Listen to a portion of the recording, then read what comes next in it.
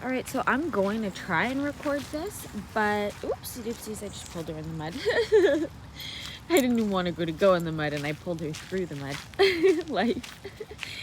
I'm gonna try and record. It just started raining, so I may have to put my phone away in a moment, but I wanted to talk to you guys a little bit about attachment.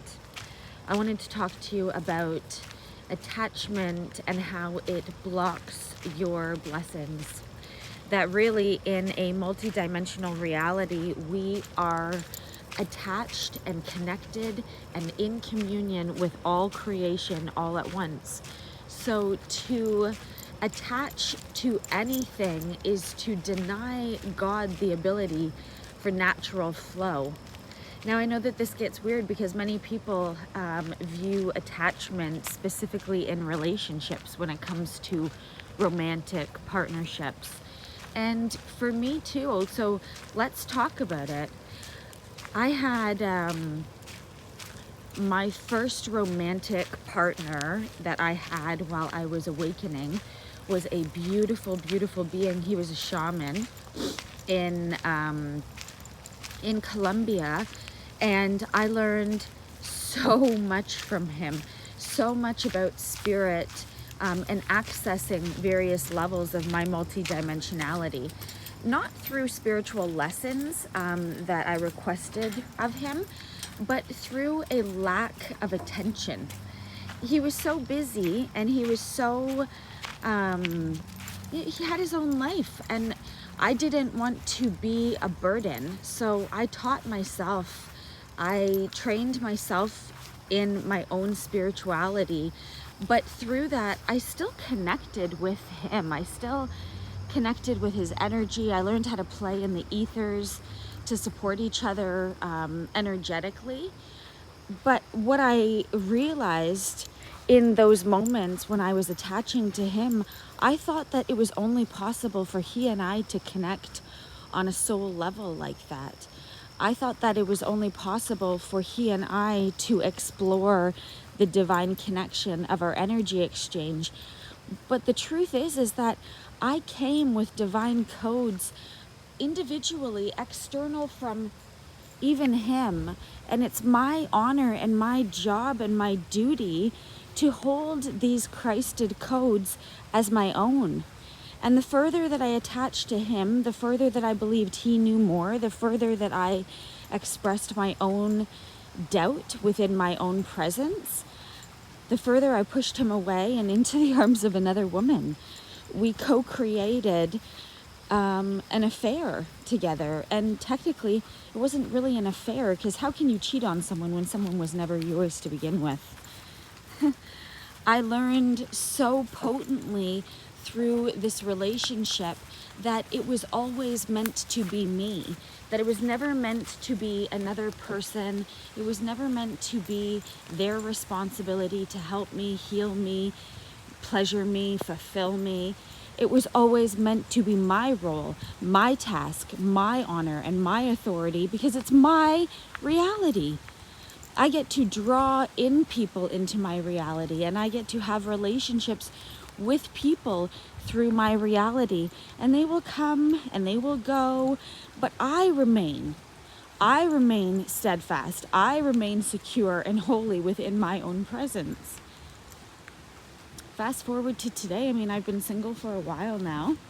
I just started opening my heart up to potentials, and I'm still noticing the same thing. The exact same thing is that I love so deeply, so powerfully, so potently, that I need to make sure that the other party is also privy to that type of love.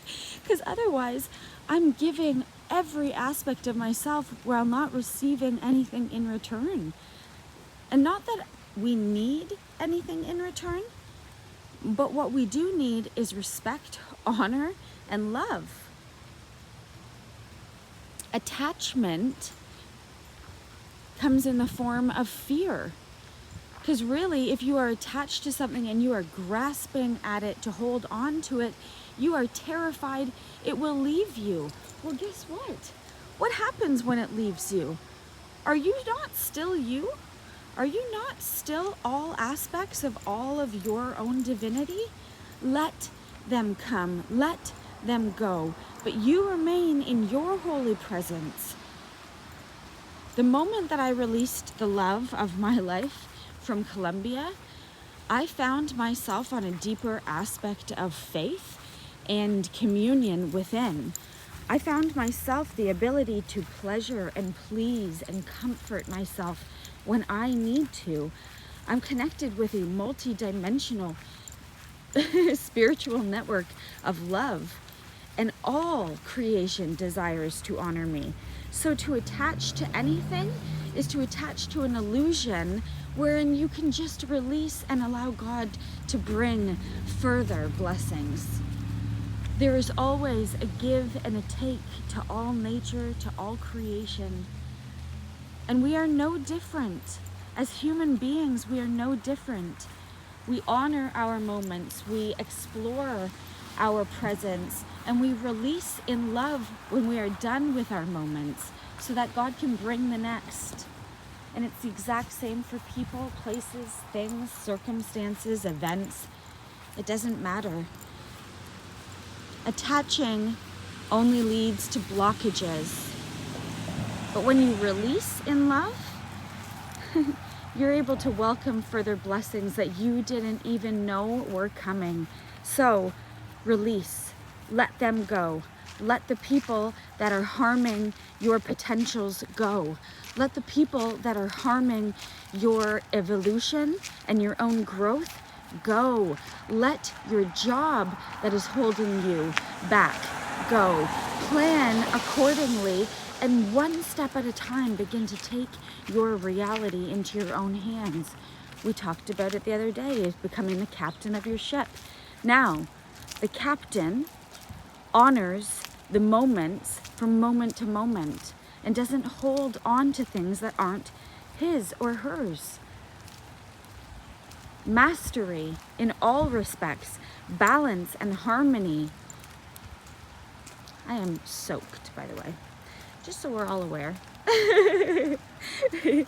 I definitely do not have an umbrella and it is soggy wet. Ruby, how you doing? Ruby's like, I'm feeling wet too, Mom. Anyway, guys, I wanted to give you a little bit of encouragement because genuinely you have all authority to walk powerfully without attachments, with pure anticipation of God's holy will coming to fruition. So don't attach. Just allow God to do God's thing. Allow Spirit to bring whoever's necessary into your life. But attachments, they really do block our blessings.